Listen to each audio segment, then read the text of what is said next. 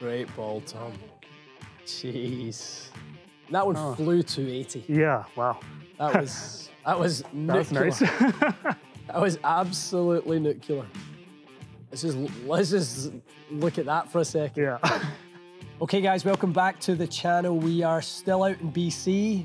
We're doing our follower fitting series from out here, which is such a treat for me, to be honest, to get to connect with our viewers out on the West Coast. We've got Tom with us this morning. Tom, it's great to meet you. Great to meet you. Thank you. Thank you so much for coming in. Great to be here. This is going to be awesome. Tom, when we were sort of looking at profiles and looking at people's games in terms of someone we'd love to invite on the channel to work with and in order to sort of show the viewers part of our process of club fitting, we looked at your profile and you know, anytime I see somebody around that 15 handicap, which is what you were saying today you are, I see such an opportunity because for so many golfers, the goal in golf is I want to be a single-digit handicapper, and I think if you're 15, you're within touching distance. The club that we're going to look at today together, you said you want to do driver today. Exactly. This can be a big part of getting you down to that single-digit handicap. Tell us a little bit about it. Yeah, I was fit for this driver a couple of years ago. Okay.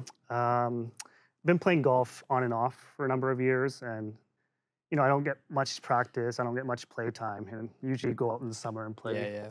And I got fit a couple of years ago, and it's no longer working for me. Okay. In a typical round, I OB 4 or 5 times, which hurts the score a lot. Penalty shots are, you know, if someone at your handicap asks me, how do I get to be a single handicap? The first thing I'll say, how many penalty shots, how many 3 putts? That's the first stop, is those two things.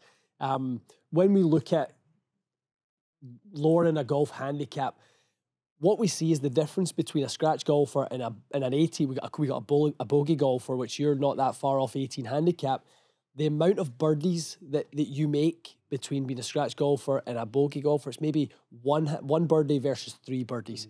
It's not the game changer. The game changer is bogey avoidance, or doubles and worse avoidance, really is what it is. So if you're having 4 or 5, you know, sort of OB balls and penalty shots associated with driver, that's the #1 thing we've got to help you with. Let's look at what you've got. So TaylorMade original Stealth Plus, so low spin model, weight in the heel, the 10-gram weight all the way into the heel, and you've got it set a little bit on sort of lower loft setting, so 9 degree, turned down to 8.25. Right. Does that fit your ball flight? I've not seen you hit any drivers yet. I think I tend to kind of hit up on it a lot, Okay. so I get a lot of air. Yeah. So that creates a lot of spin, I guess. So that's why we set it up Yeah. in the lower setting. Just to try and bring that sort of spin loft down. So obviously if we've got an upward angle of attack, which is great, I love to hear that, because sometimes it can be a bigger challenge trying to get someone to be better with their driver if they're hitting maybe down and across it and that type of thing. If you've already got that built in as the angle of attack being up, that sounds like it's a huge win for us already. We just have to match the face-to-path relationship with the driver and get you back on track. And what was the heel weight about? Was that an open face issue, or was it heel strikes? I think it's an open face issue. So leave it a little bit open. Exactly. Okay. Yeah, I mean, there's lots to go at. I could be asking, you know, Tom questions about this, but let's do it as we go and let's learn together as you go. I'll discover a little bit more about your game. I'll make some sort of assumptions and ask some questions, and you let me know if I'm on the right track or wrong track, and I think we can make some good gains for you today. Excellent. Tom. Awesome. Okay, Thank you. let's get you hitting a few.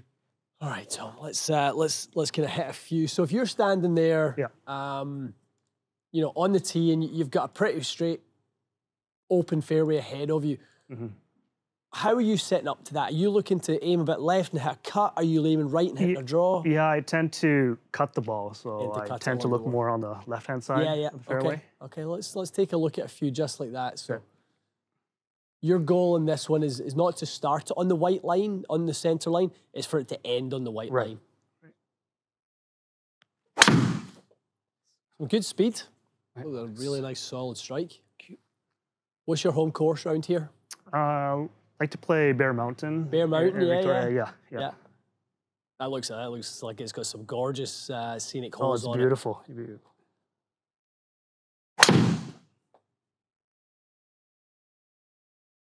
Yeah, that's a typical miss there. I've seen that one before in my own game. I know that one fairly well. The little bit of a left end followed by the high right. That's right.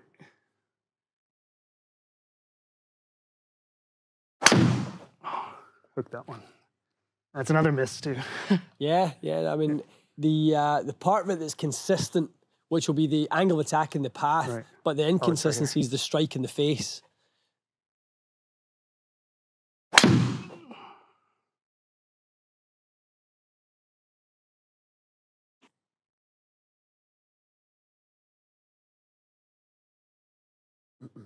Okay, one more. Okay.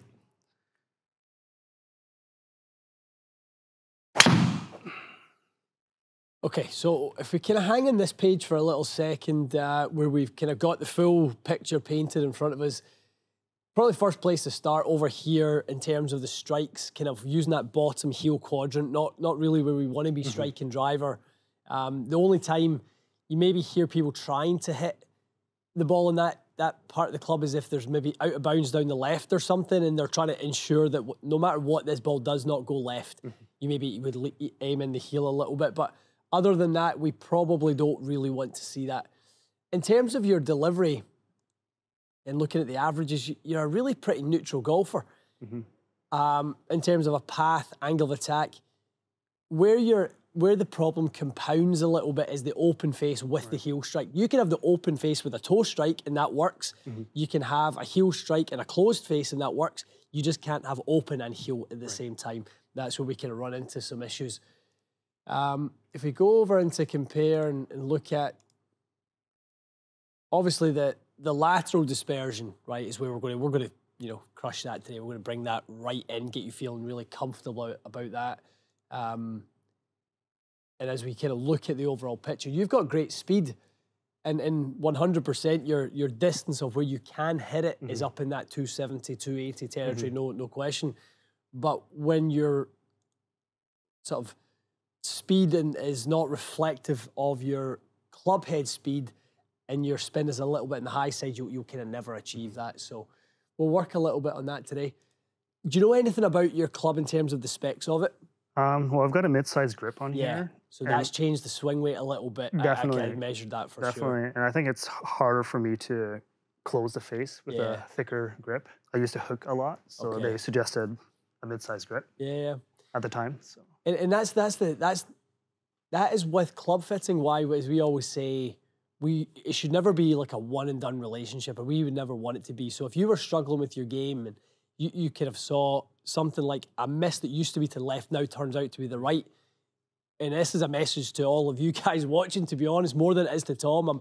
I'm not lecturing Tom, I'm lecturing you guys, because if you are struggling with your club that you've purchased, make sure you go back and you retain that relationship with your club fitter and allow them to kind of work through that process.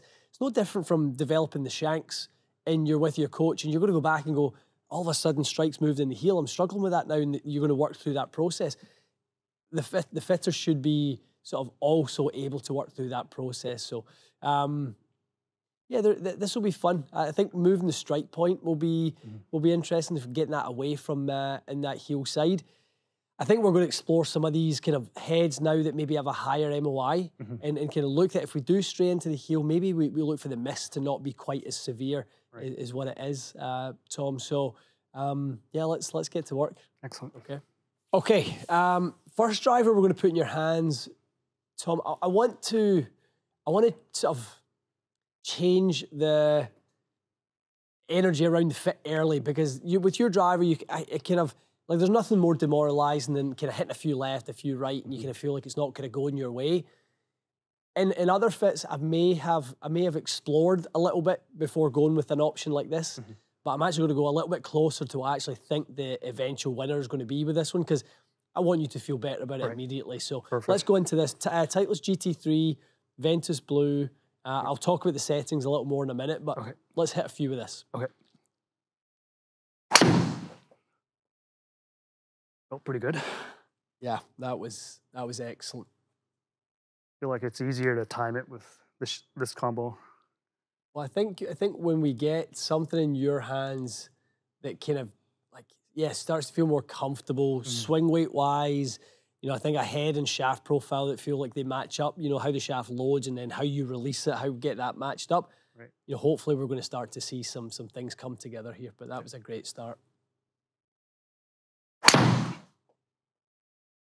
So this is why, like I talked about, changing the energy of the fit. So we just immediately make that change. So this is a 8-degree GT3. So the problem with starting with more loft and then turning it open for you is that it actually leans into your miss.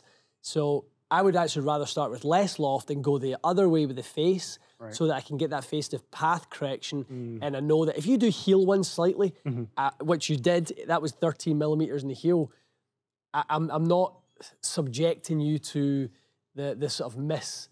So we're still over here. We're not over here in the extreme, but we're now much more protected because the face angle is much more square, which is an early win. I think bringing the dynamic loft into 17 is about a magic number when it comes to driver dynamic loft. That's in a really good spot. Yeah, we're making pretty good inroads early on for here. sure already. Not too bad.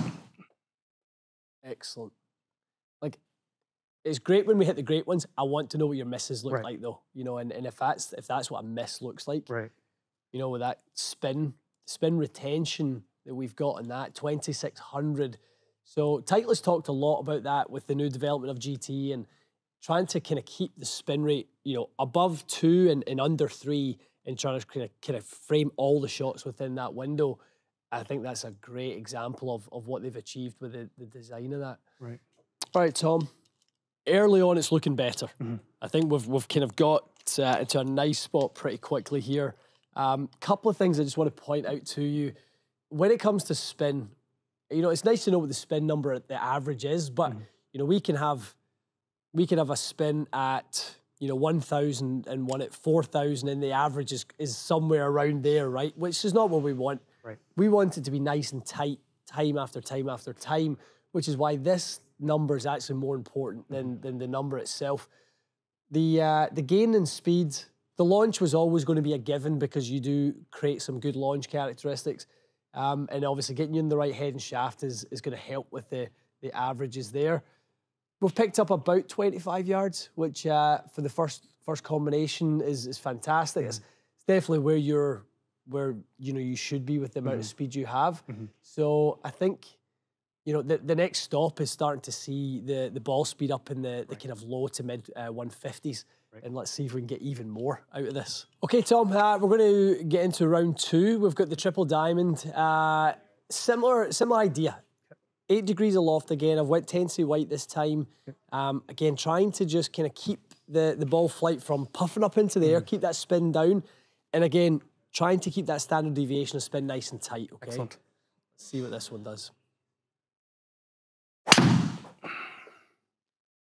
This one looks a little bit more like yours, doesn't it? It does. It feels that way too. Yeah, it's a little bit low in the strike. And all right, let's do 2 more and just see if we find it. If not, we'll head back into the Titleist direction. Bit less spin on that one, but it's just drifting too much. So, in terms of the ball flight that you have, or the shape of ball flight you have, because it is leaking to the right, it's kind of almost not enough just to have the loft down and sort of have the good high launch, low spin conditions. We need some other technology built into that. With the Titleist track, with the SureFit track, moving the weight into the heel, like you've got with your Titleist, TaylorMade, to be honest, it gives us the ability to get the strike to be a little bit more corrective. Doesn't allow it to drift as much. This one wants to drift back to the right again.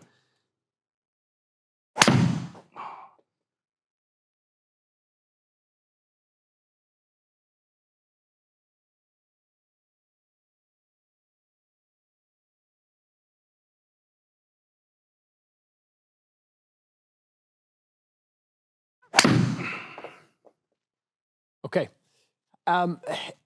In the past, when you've kind of felt or been aware of the heel strike, Tom, have you ever done any work on like any spray on the face or anything to like? I have not. You've not. It's an interesting one. So, you know, strike point awareness is something I think that should be taught more rarely. And I think the evolution of golf clubs, and especially large-headed drivers, is kind of taking the skill out of where you hit it on the head. It's taking that out of golf. You used to find it with persimmon heads and the old school heads that golfers used to really be intentional about where they struck the ball in the face. Like I talked earlier, you know, the heel strike might be what if you want to exclusively cut it, or the toe strike if you want to, if you've got, as a right-handed golfer, a left to right wind. You know, I heard one of the Scottish golfer, Robert McIntyre, the other day, say that he tries to hit it in the toe when he has a left to right wind, just to kind of counter the wind a little bit. I think that's a lost skill and a lost art. So let's explore that. I'm going to build you the first driver back. Okay. And I want to play around with, like, ask you to hit one for me in the toe, hit one for me in the heel. I think that could help. With this next couple, do me a favour and try to feel like you're going to catch them on the toe half of the driver. Okay. Yeah, I like that. Amazing. Like an extreme toe strike. And you probably, you would have felt the club deflect. Yeah. Yeah, that was, like, you'll see the ball speed probably 140, 139, something like that. Yeah, 138. But the great thing is you have strike point awareness. Now we know that. So one of the ways in which you can control your ball flight is through your strike. So let's do that again. That was excellent. Tremendous, Tom. Wow. Wow. Oh, you deserved a hole in one for that. That's good. That was awesome. Yeah, that's money. So there we start to see the 150s ball speed wise, but then we get to the double win of launch, spin, shape. Now your ball flight is representative now of your swing. Early on, if I was to look at, you know, if somebody said to me, I'm not going to show you how the golfer swings, but I'll show you their delivery numbers. Tell me what their ball flight looks like. And if I saw somebody who was predominantly into out, which is kind of what you've been here, I would say their good ones are drawn, their bad one bleeds to the right. But that's not really been the case today because of the heel strike until we added the toe strike. You know, now we can sort of capitalize on that one, which is brilliant. I mean, it is a good combo for you, this one, isn't it? Yeah, feels good. It really does look great. I'm going to move that green back a little bit because it's robbing you. Okay, let's kind of keep on the train of control and strike. Let's do that again. Okay. Still focused a little bit on the toe. Okay. Amazing, Tom. Absolutely fantastic. Or a little lower on. Yeah, lower. Yeah, you could see that when it didn't quite have the launch that the other one had. Yeah. When you've got a driver like GT, though, like as a fitter, I know actually I'm not really punishing you by that low strike because I know that's where your tendency is. If you said to me, would I be happy with somebody launching it at 11.8 and spinning at 2,300, I'd be over the moon at any level. You know, I mean, you do not look like a 15 handicap. I nearly said like as a low handicap golfer, but you know, this is not the driving of a 15 handicap. Let's go to a number 60. Okay, one up a little bit. Okay. Same thing. See if we can just move that strike up. Excellent. Same thing, a little thin? Yeah. Yeah. A little bit, yeah. We'll go back to a 5. I don't know if I've helped you by teeing up higher. Oh, okay. I think I may have actually exposed what can be at times a bit of that. The tilt, I maybe exposed that more than I would have liked to have. Okay. Looked better vertically, just maybe caught more towards the heel a little bit again there. Just a little bit. That'd be a fun one for you to kind of work at the range. Right. So just that, like the Dr. Scholl's foot spray, just the white powder, it's a very light coating of that in the face, and then hit 3 or 4 balls.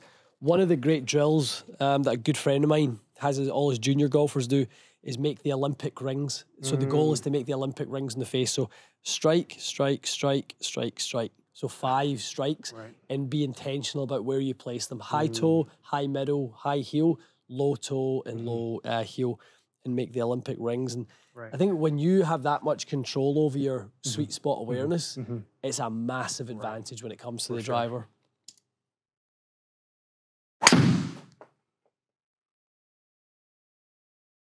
You ever tinkered much with shaft length?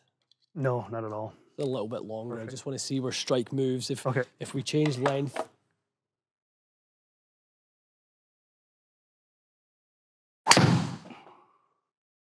So it's good. I mean, we can see that we can move it in different directions, right? So a little bit of a longer shaft. and it really hasn't given us the upside in speed Right. that sometimes you might get from a longer shaft. So 2 more and then we'll switch it out. Okay. All right. Good enough with that one. Okay. Let's head over into ping. Okay. So again, of the variables we're changing, head weight is the main one we're changing with this one. We're going to increase head weight a little bit. Okay. Again, just giving you a little bit of a different sense of awareness with the club. See what that does.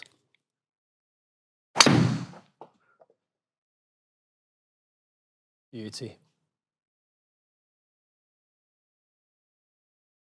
It's there, Tom. I feel pretty good.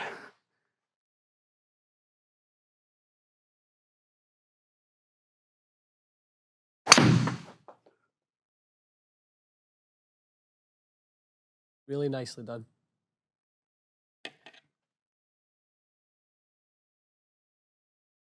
Okay.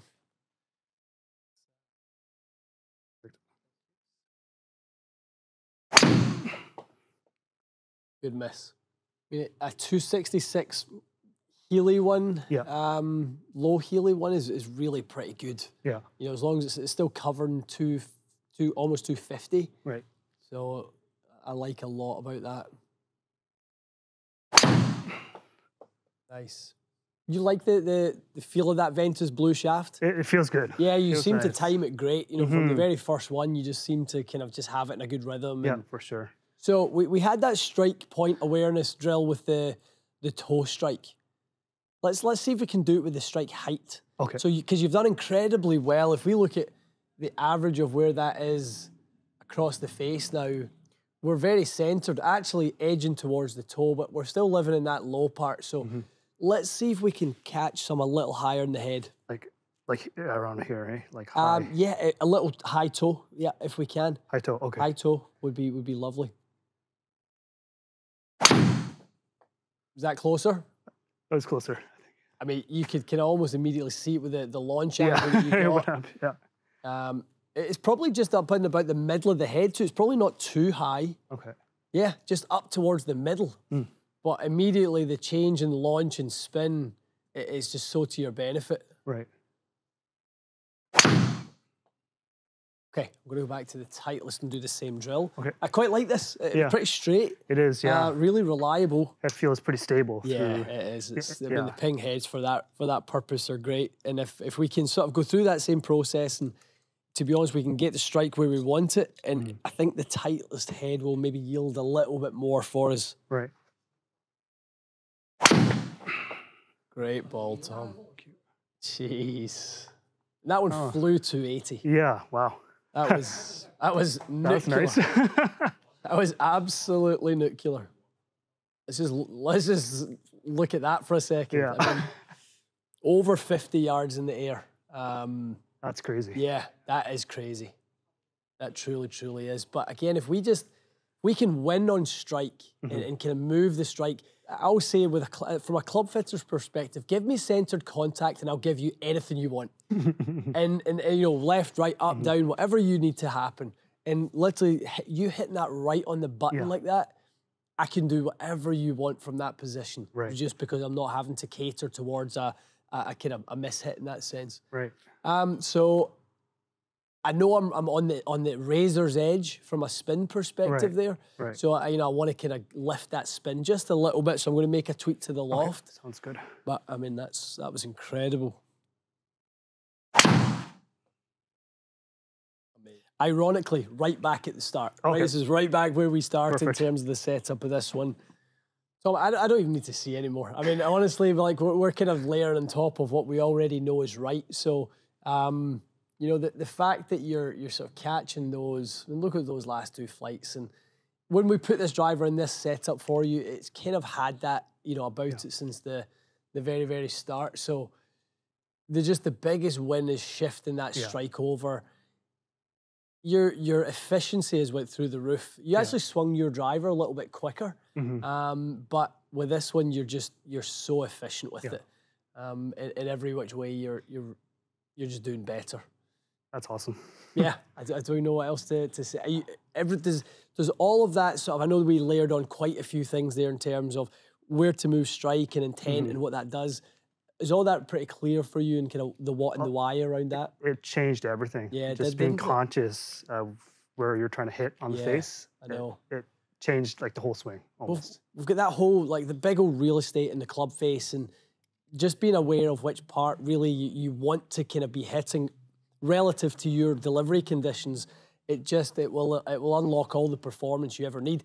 You have a phenomenal golf swing. Oh, thank you. You really do. You're neutral, you're fast, you've got everything that you would want. It's just sometimes there can be a misalignment of the kind of physics around the strike, and then we just got to fix the ones that are out of alignment, and you end up with results like this.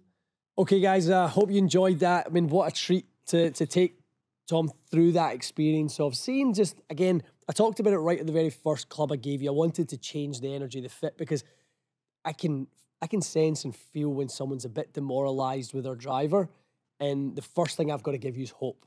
Change that kind of mood around the driver fit for you to know that I'm not gonna lead you in little increments of improvement. I'm just going to show you what it's going to look like, and then we'll talk about how to do it on a consistent basis. But I think going with GT3 with Ventus Blue, the Velocore Plus model, 6S straight away, I think it gave you that encouragement for the rest of the fit. Absolutely. I feel super confident with this combo. Yeah. And with the exercise of hitting it on different spots of the face. It's a fun one, that. It was a fun one. Yeah. It really helped. I know. It's something I wish more golfers and maybe more instructors and certainly club fitters too, don't ever forget your role of making sure people understand every single piece of the puzzle when it comes to hitting the golf ball as solid as Tom is there. We're never standing there with intent. Tom's not trying to hit it in the heel. You just have a misalignment between your swing delivery and your intention. So with your intention to hit it in the middle, it means you're hitting in the heel. So I need to, by the same distance, I need to move that intent in the other direction. So if I get you hitting it or feeling like you want to hit it high toe, I just move your intent to move the strike more towards the middle. Yes. And amazingly, humans are able to do that. It's a magical thing. We're measuring strike point to the millimeter, and we're literally moving it in little increments as we go, and it just complements all the other good things that you're doing. So amazing. It was a pleasure, Tom. Thank you so much. Guys, it's my favorite part about doing the channels, when we get to do these things with clients like Tom and with Chris, who was in earlier today, to see smiles on faces, to know that someone's going to leave here with more hope and more enjoyment of this game. That's what we do it for, Tom, and I'm glad that we got to share this together. Thank you for having me here That today. was awesome. Thank you. All right, guys, let's know any comments about this fit, and sort of, I think there was a few heads tried there today, but we got to the punchline again pretty early on, and we just kind of polished the rock a little bit. We knew we had the right ingredients of what we saw in the end. We just had to sort of get a few more things going in our favor. So let us know if you have any more questions about the process, about the components, whatever it was that we sort of done today. Happy to dive into those in the comments and sort of help you guys understand our process a little bit more. Hope you enjoyed this. Stay tuned for more, and we'll see you again soon.